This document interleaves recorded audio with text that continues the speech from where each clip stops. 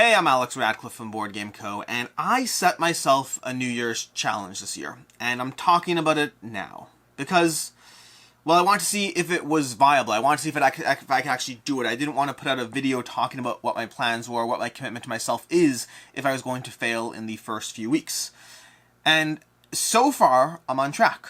I'm actually ahead of the game by a few games. And my challenge specifically, is that I want to play a new game every single day for this entire year. That's a new game, not a game every day. I want to play a new game. 365 new games this year, with a whole bunch of asterisks. The first asterisk is that it doesn't have to be on a daily basis, it just has to average out. Today, for instance, I've already played 3 new games, and so that sets me up for the next 2 days to take a pass on anything if I need to. So that's asterisk number 1.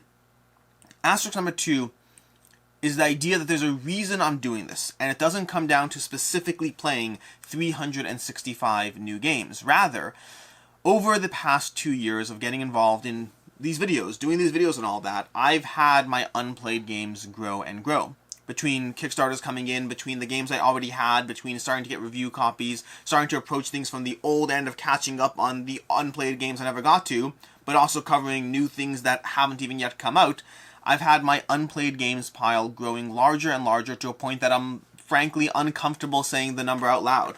I used to keep it at a very manageable 20 or 30 unplayed games at any given point. I played the games that came in, I got new games in, I played them, I kept on rotating things. I still had the rotation, but I kept my unplayed games in check. I don't feel that way anymore. And so my goal is to specifically power through those games, and so as I actually get that number back down to 20 or 30, which possibly, depending on how things go, may mean that this challenge only lasts a few months, or whatever it is, until I actually get that under control. I don't think it'll last a few months, though, because things are always coming in, making it hard to keep up. But asterisk number 2 is the idea that as that unplayed game pile gets smaller and smaller and smaller, I may just cancel the challenge mid-year and say, hey, problem solved. I got it under control. Asterisk number 3, although this one's not really an asterisk, this one's more of a consequence, is I'm also imposing a consequence on myself. That consequence, specifically, is the idea that every month I'm going to be doing a roundup video. Every month, for as long as this channel exists, for as long as this challenge, not channel, for as long as this challenge exists, I'll be doing a roundup video like this where I talk about the games I played that month. My short overviews, my first impressions. Some of them will make their way into reviews if I play them enough. Others will just be first impressions where you'll hear about them here or alternatively on games leaving the collection, although some of them won't even be games that are in my collection. But for every game that I'm missing, let's take next month. This month I've already made it, but let's say in February. Let's say in February I only play 26 new games, leaving 2 days unaccounted for. Well, then I'm going to pick 2 games from my unplayed games and get rid of them, whether or not I have played them. Asterisk number 4 is I am 100% prepared to completely coward out of that commitment right now. It depends how it goes. If it's like 1 or 2 games a month, if it's some manageable number, I'll probably follow through with it. I want that incentive in place. But I also am not committing to the idea that I'll have a month where I play 4 games and get rid of all the things, so I am prepared to completely back down from what I just said. So take it with a hefty grain of salt that my commitment is, I guess it's as good as the public shame I get for it, so I'm still fine with that. But that's the groundwork, the background. I have a lot of unplayed games, the pile's getting bigger, I want to get that under control, and so I want to play a new game every single day to power through this. And January so far has been incredibly successful. January, I'm ahead of the curve by multiple games, giving myself some breathing room in February. I do not think I'll collapse and burn in February, although I will say, one of the things I am very much worried about, and this is something I've seen as well. If you follow, a good example is Board Game Ramblings. Board Game Ramblings had their own challenge, separate challenge, to play every game in their collection. That's not my challenge, to be very clear. I want to play all the unplayed games in my collection. But their challenge, they saw something happen that I am worried will happen to me. Having an early rush, early success, early look at how much we got done, followed by the idea that suddenly, one day you wake up, and the only games left are heavy Euros that require tons of rules, and you can't get away with pulling out Bandida off the shelf and playing this to count for your new game of the day. So I'm doing fine right now. I think I'll be doing fine in a month. I think I'll be doing fine in 2 months. I'm a little worried that something's going to catch up and I'm going to run out of the small box games. In any case, with that said, let's go ahead, with that long interlude, let's go ahead and start talking about the games I played this month. This Game a Day Challenge, I'll be doing a monthly video talking about those games, and we have 31 games for January that I'll be going through. Very brief impressions on all of them. Some of them I got one play in, some of them weren't even my copy, and we'll go through them as much as possible. Number 1, starting off January 1st, and I won't list all the dates. I assigned each of these to a date. In some cases, it was, ahead or behind by some margin. I just assigned them to a random date in the order. These are the rough order I've gotten them. No, these are not the rough. These are the order I have played all these new games in. Starting with the bat with Seas of Havoc. Seas of Havoc from Rock Manor Games. That one, I believe, is currently or soon to be on Kickstarter, depending on when this video goes up. Unfortunately, I'm not covering that one for the channel, but I did get to play a copy when I had a chance. I got one game in. Enjoyed it. Didn't have a chance to fully dive into it more. It's one that I enjoyed what I saw while not being, fully able to explore where it goes or cover it more. It had deck building. It has a degree of sea adventure. You're going to be wandering around on, a board. You're going to be sending out your skiffs to various worker placement areas to build out your deck. A lot of interesting mechanics going on. I would have liked to see some things done a little bit differently in terms of giving me cooler turns, less balanced turns, but cooler turns. But overall, Seas of Havoc from Rock Manor Games is the first game. From there we have Stitch'em, or otherwise known as Stick It. I've been diving back into trick-taking games now that I actually found Ghosts of Christmas, and I'm really enjoying that one. So I've been trying to see if trick-taking games actually hold something that I have been missing. This one is not. This one is not one that I'm missing at all. I am enjoying some of these games, and I am actually exploring and finding trick-taking experiences that work for me. Stick'em is one that does not work for me. It has this degree of trick-taking in which you're trying to stick somebody with a color that's going to score them a ton of negative points. I didn't find it interesting enough. It's one of those... I don't have a firm answer. I think trick-taking for me is divided into the categories where I see the strategy and therefore enjoy the game, versus when I feel I'm playing randomly and therefore don't enjoy the game. In the case of Stick'em, I feel I'm playing semi-randomly. I see some strategy. It's not like there's no strategy. I didn't see enough strategy to be compelled by the experience. Next up, we have Yucatan. Yucatan, which is not on the shelf. I believe Crackle Jesse currently has the copy. But either way, Yucatan is a game we dived into. I've already reviewed on the channel. You've already seen that one. It is the follow-up, the next game in the Kemet, Inish, it's actually technically it's Cyclades, Kemet, then Inish trilogy. Now it's a quadrilogy, and Yucatan is the newest one. I enjoyed Yucatan. It's my least favorite of the series, but still a very solid game. All the games in the series are amazing, but for me, at least right now, and prototype caveats abound, but for right now, Kemet, Cyclades, and Inish are all 5 out of 5s, and Yucatan is a 4 out of 5 for me. It is really good, but some aspects in the mechanics and the way it works holds it back for me. I believe for Crackle, this is favorite of the group. For Shira, it was her least favorite of the group, although Shira and I had different opinions, and that's that Shira just straight up did not like it that much. I enjoyed it, but it is my least favorite of the quadrilogy. Number 4. Game number 4 is Antares Kingdoms. Antares Kingdoms is a game that should be coming to Kickstarter or soon to be on Kickstarter. It's another one I won't be covering on the channel right now, primarily because they're actually doing a lot of things with the game that I think are very promising. Basically, I played the game, I enjoyed the game, but then I went back to them with a bunch of feedback, and they're actually already doing a bunch of things I suggested. My main complaints were about variability to the experience and how those things would develop, and so they're making a lot of those changes, but not enough time for the current prototype. And so I felt in this weird space where I think that I like the core concept of the game a lot. Really enjoyed the core concept. I spent an hour on the phone with them with feedback after the fact because of how much I enjoyed the core concept, while feeling that the variability I got access to was limited. They're already adding that variability, but not in a way that I have been able to play it, and so I'm just not going to cover it for the channel because my opinion is in this weird zone of what I played, I want more out of, and what they are doing, I haven't played. So it's that weird middle spot. But that's Antares Kingdoms, a game worth paying attention to. I certainly will be because I like the core engine of set collection, of pacing, of the 3 decades they have. I like the core premise enough to definitely be following and seeing where the final game currently ends up. Next up, we had Puzzle Strike 2. Puzzle Strike 2 is another one that I didn't cover. There's a bunch of prototypes on this list that I didn't have a chance to cover either because I played someone else's copy or because I just didn't dive into enough. Puzzle Strike 2 is another one that I got a chance to play, but did not end up covering it because it didn't... I like Puzzle Strike, the original Puzzle Strike, quite a bit. Puzzle Strike 2 I found to be a step backwards from Puzzle Strike for myself. It's one that I liked some of the aspects they were doing, but I only had a chance to dive into a 2-player, and I really felt that I didn't feel I got enough of an experience of it at 2 players to feel comfortable covering it. It was fine, it did the job, but that whole mechanic of the scepter and passing back and forth, I really felt that it needed a 3rd player to make it into the mix, and I unfortunately did not have time to get a 3rd player in when covering it. But that was Puzzle Strike 2. For me, it's a step backwards from Puzzle Strike. I like Puzzle Strike more, but again, with the caveat that I played it only a 2-player, which I just didn't feel was optimal. From there, we have Micro Dojo. Micro Dojo is one I already reviewed and covered for the channel. Dojo is a small, any others? Well, not over here. Dojo is a small little pocket-sized game that does a lot with very little. I enjoyed it. I covered it for the channel. You can check out the review there. It's one that's tiny, very inexpensive, very small in terms of the table size, but also gave me an experience that was relevant to that size aspect. It was a lower experience, although potentially, I mean, not lower experience. It was a lot of experience for the size and price point, but that's usually not the criteria under which I buy games. We have Dominant Species, a game that I only played once and definitely did not review it because I only played once and I did not like Dominant Species. Dominant Species for me is a game that offered a lot of promise, but one that, it was my Games Leaving the Collection video if you watch that one.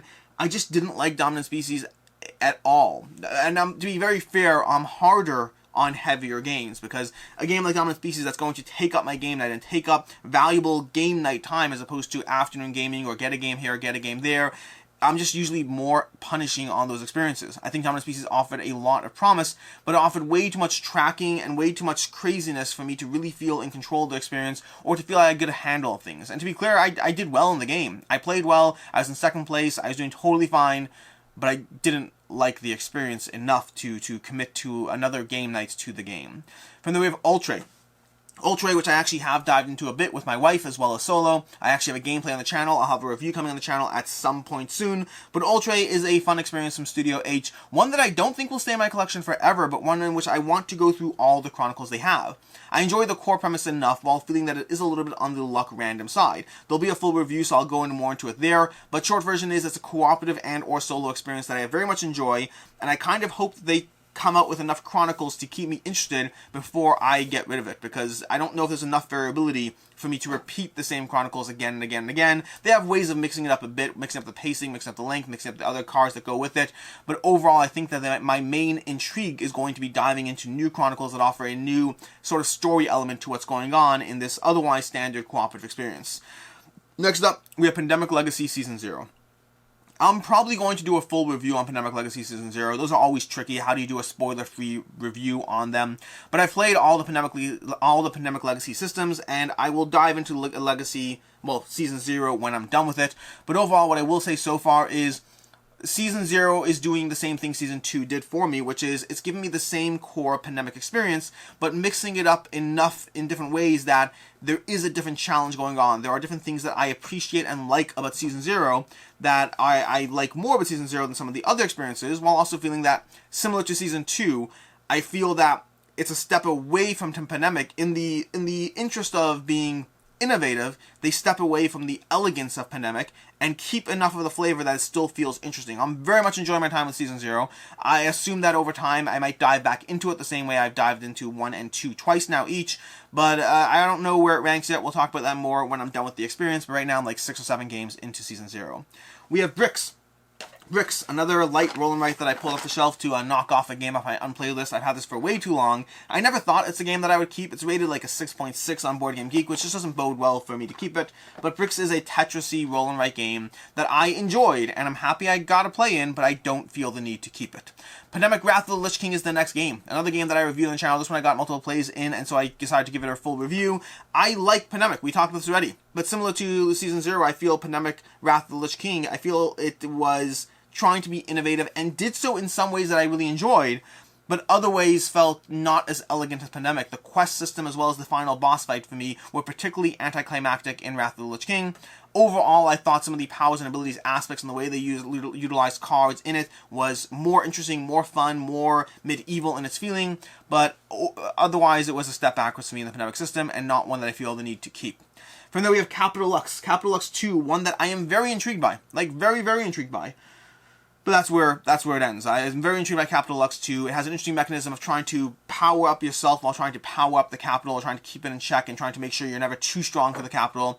I liked what it was doing, but not enough to continue diving into it. It's still on my shelf. It's on my Games Leaving the Collection shelf, so it's going to leave. But on the off chance I pull it out and get more plays in, maybe I'll cover it for the channel, but I don't expect to, frankly. I don't think I think I was very intrigued by the core concept of what they're doing, but not intrigued enough to continue to dive into it, if that makes sense. It's a solid game. I enjoyed it, just not, like, if I was rating it today, probably a 3.5 out of 5. It was enjoyable, did a lot of things that were clever and interesting, but also didn't feel like I had enough time across the 3 rounds of play and the, 18 cards I play across the course of the game. Didn't feel like I had enough to really empower myself throughout that.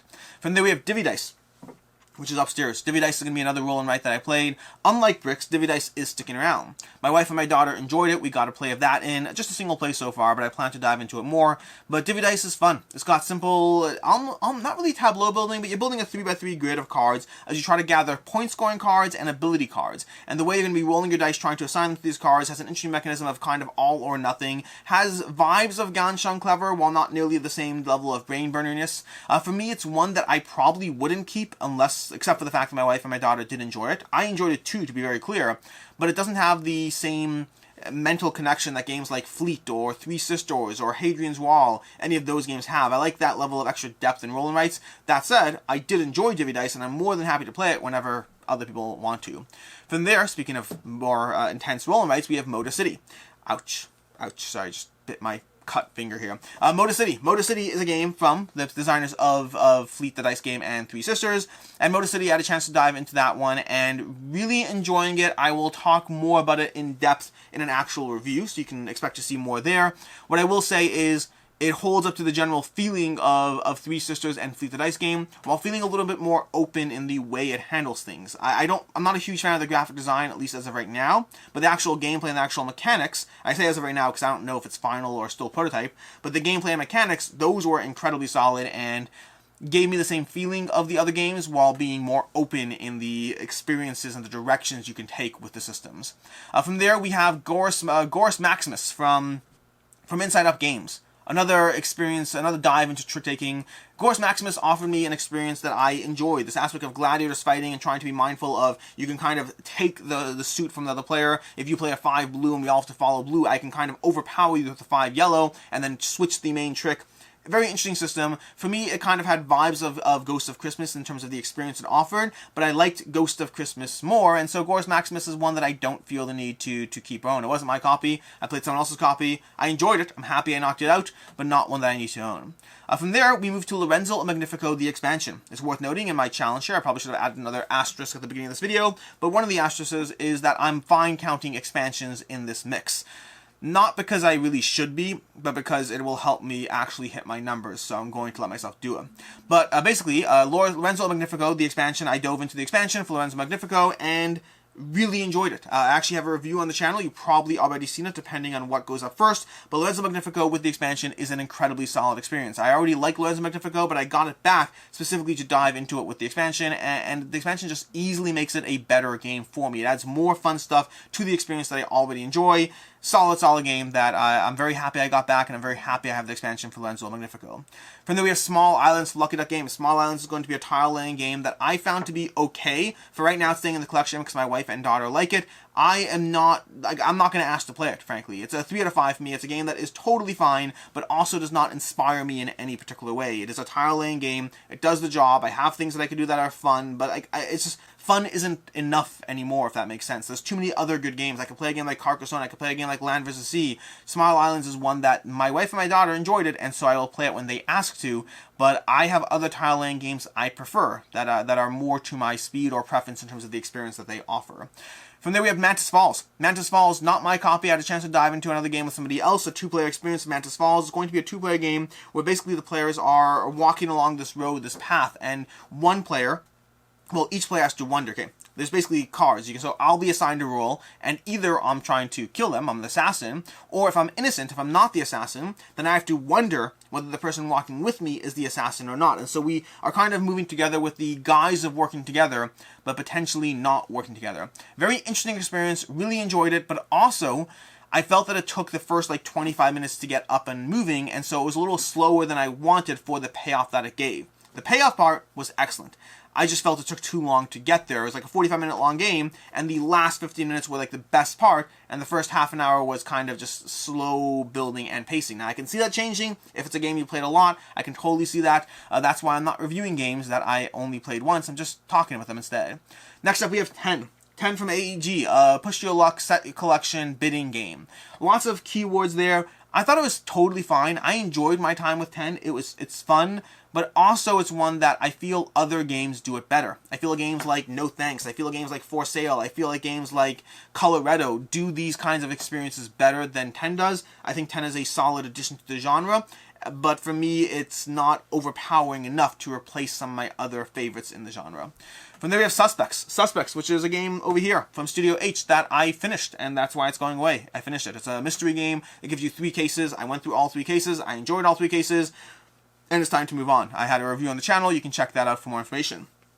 Bandida from Helvetique is a little, not really like, this is a weird one, because I really enjoy Bandida, but it's also not one I'm going to rave about. It's not interesting or clever enough for me to rave about it while thoroughly enjoying it at the same time. It's a small little box game where you're basically creating a little maze on the table. It is strangely compelling. It is an excellent travel game, an excellent addition. I don't know if I'm going to be reviewing this. I'll probably be reviewing this in a roundup series of games at some point, but my daughter and I have really been having a lot of fun. Plays well solo, plays well with multiple people. It's just fun. It kind of gives you the experience similar to Saboteur, if you ever played Saboteur. It's going to give you that aspect. It's a pleasing card-laying system where you're building out a network of mazes.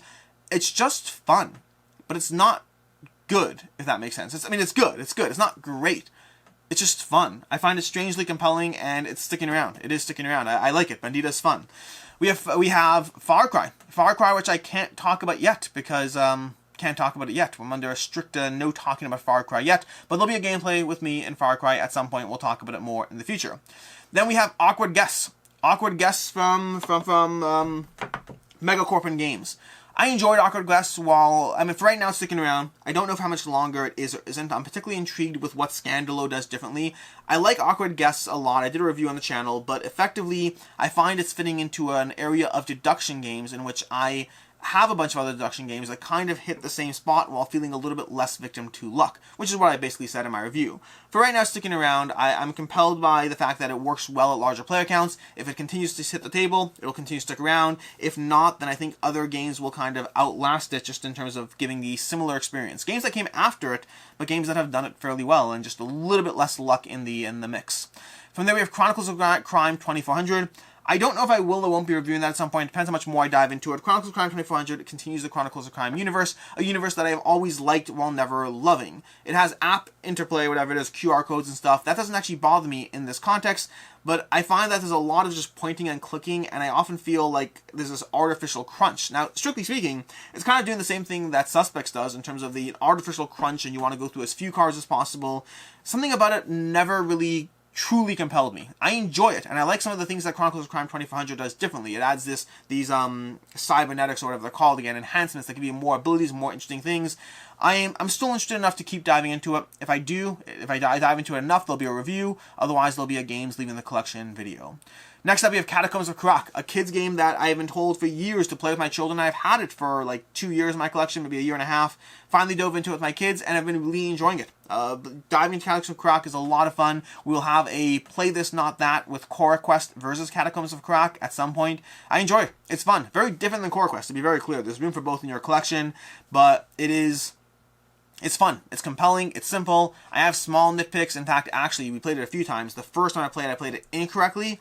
I might like the incorrect way more. I have to think about that. I'll have to go into that more. We'll figure it out. Next up, we have For Science from Grey Fox Games. For Science is a game. Only played it once so far. We'll dive into it more. But For Science gives you a cooperative dexterity game as you try to build stacks of, well, stuff in order to save the world, in order to sequence diseases and save the world. Very interesting mechanisms, but what I find the most enjoyable is the way you kind of have to stack the various blocks together. It often feels like you can't do it, and yet there's often a way to do it, which results in this interesting stacking challenge. The rest of the game I'm kind of okay with, but for me, the primary thing that really stands out is the way the stacking challenge works. I almost want to see it done differently in a different game system, although it's fine in For Science too. I have to keep diving into it. For right now, currently enjoying For Science. From there, we have Paris Expansion, because I already played Paris before this challenge started, so I can't count that, but the Paris Expansion, Paris La Cité Lumière, the expansion, the Eiffel Tower expansion, dived into that, and I love it. I love Paris to begin with, and the expansion just adds more variability, even more reasons to dive into it. Really, really enjoy this game. The expansion is an easy addition if you like Paris. From there, we have Abyss. Abyss that I played, I liked, but I need to dive into it more. Abyss is a game that I played it because people said that I should try it given my love for Aquatica.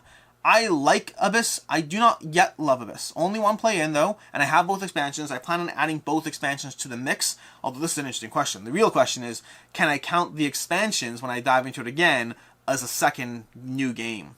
I might cheat and let myself do it. But either way, because it's weird, because like an expansion to a game I already have, absolutely. An expansion to a game that was already on this list, I don't know. We'll figure it out. I'll probably give myself the cheat day. But anyways, the Abyss expansions, I'll be diving into those together with the base game to see if it makes it a keeper for me, or makes it a game that leaves my collection. As it stands right now, Abyss is not a game I would keep. Throwing in the expansions, we will see how that alters the experience. Santorini, New York. Santorini New York is the newest Santorini game, I guess. I believe they're coming out with another Santorini one as well. I could be wrong, but Santorini New York is a game that I played. I enjoyed it so far. I like it. I'm compelled by it, but I also don't yet like it more than Santorini. I like aspects of what it does more than Santorini, but as far as a full package, Santorini is my go-to for right now. I want to dive into it more, though, and see how multiple plays changes my perception of the experience. Again, there are some aspects that New York does really well that make me kind of want to keep it. I'll see. I may end up keeping it regardless because I already like it enough to keep it. I think I already like it enough to keep it, but it ultimately depends. If I keep it and then only ever play Santorini, then I'll just get rid of it instead. So time will tell on that one. Then we have Claim, a new trick-taking game that I actually dived into and really enjoyed. Claim is one that it's very interesting. Claim is not rated that well, but I dove into it as a two-player experience. Again, trying different trick-taking games and whatnot, and really liked it. I really liked what Claim did, and I like the variability that the expansions offer, the promise of the differences in terms of the various clans or factions or whatever it is that you're fighting as. It's trick-taking, two-player only, with two sequences of play. I really, really enjoyed the interesting decisions around managing and balancing, heading toward from one phase into the next and trying to take into account the scoring and the setup of your second hand. Really interesting, really like it, and yeah, I'll be getting more expansions for it. Then we have Three Sisters, which is the 31st game on this list. January 31st, Three Sisters. Three Sisters is the third game in the Fleet the Dice game, Motor City, and Three Sisters trilogy of games. Fleet the Dice game was published with AEG, with Eagle Griffin, I mean. Then we had Three Sisters, and then we had Motor City. Three Sisters is the one that I actually played third, despite being the second one in the series. I really like it. I'll probably have a full review. It's not my copy, but I'm planning on getting a copy, and I'll probably have a full review on the channel at some point. But it does very similar things to what Fleet the Dice game does. Like, they very much feel like two peas in a pod. Clearly the same designers, clearly the same design approach, but very different in the implementation. I have been enjoying diving into Fleet Sisters in different ways and trying different ways to break the engine at play. I like it. I like it a lot. It's a lot of fun. Yeah, that's basically it. As far as which one I like best between Fleet, between Three Sisters, and between Motor City, I am hoping to do a play this, not that, before the Motor City Kickstarter goes up, so you can keep your eyes peeled for that. I want to dive into all three of the experiences and see which ones stand out or work in different ways. And that is basically it. These are the 31 games that I have played in January so far. A whole bunch of stuff. I'll have timestamps down below as usual. Very light, brief experiences in terms of some of these I've actually done full reviews on, but then I'm not diving into it fully because I did a full review on. The others I've only played once or twice, and I'm not going to dive into a full review, but then I'm not going to dive into it heavily because I've only played it once or twice. But we'll see how this challenge goes. I'm curious whether I can hold it up. I'm already a few games into February, so I already have a heads up in February. I expect February to be just fine. Like I said already, my big concern right now is it's very, very easy. I just realized that I pulled Marvel United. This wasn't on this list. Marvel United is already in February's list. I did play Marvel United. We'll talk about it in February. But either way, my point is, yeah, for me it's easy to pull a game like Marvel United X-Men off the shelf and count that as a new play.